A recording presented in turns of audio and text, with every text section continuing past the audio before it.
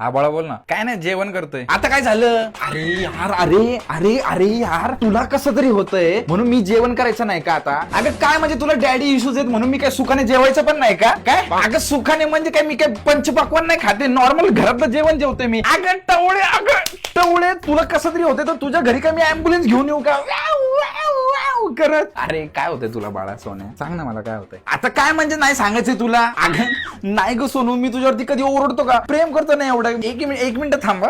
हिच्यात काय